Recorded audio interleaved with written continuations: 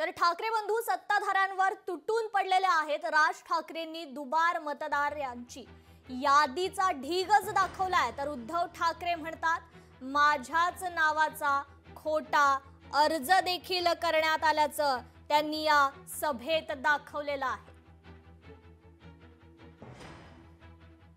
आता मी तुम्हाला अजून एक गोष्ट दाखवणार आहे की लोक म्हणतात की पुरावे कुठे आहेत, पुरावे कुठे आहेत। 1 जुलैला जी यादी बंद केली त्याच्यामधले फक्त मी मतदार तुम्हाला वाचून दाखवतोय। याच्यामध्ये मुंबई नॉर्थ इकडे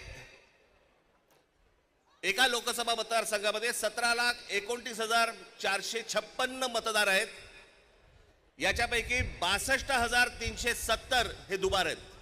नाशिक लोकसभा मतदार आहेत 19,34,349 आणि दुबार मतदार आहेत 99,673।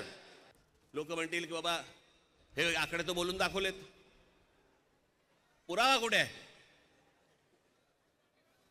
मी आज तुमच्यासाठी पुरावा देखील आणलाय ह्या सगळ्या दुबार मतदारांचा। काढते कापड,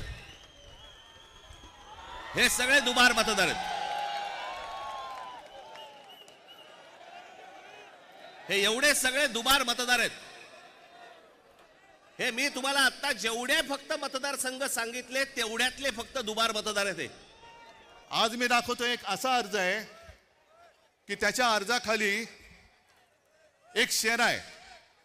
तो शेरा पहिल्यांदा वाचतो, त्याच्यानंतर मी नाव वाचतो की सदर अर्जाबाबत अर्जदार, आता अर्जदाराचं नाव मी नंतर सांगतो, यांची भेट घेऊन सदर अर्जाबाबतची पडताळणी केली असता हा अर्ज आम्ही केलेला नाही असा अभिप्राय मिळाला आहे। त्या आधारे सदर अर्ज रद्द म्हणजे बाद करण्यात आलेला आहे। आणि हा अर्ज ज्याने अर्ज केलेलाच नाही, आपल्या नावाने ज्याने अर्ज तिकडे कोणी केला हे माहितीच नाही, त्या अर्जदाराने केलाय। आता हा अर्जदार शोधायचं कुठे?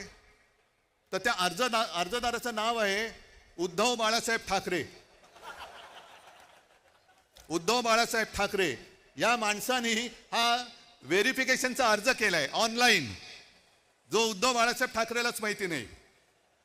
त्याच्यावरती मोबाईल नंबर खोटा आहे। लोकशाही मराठी ऐका, पहा, जागरूक रहा।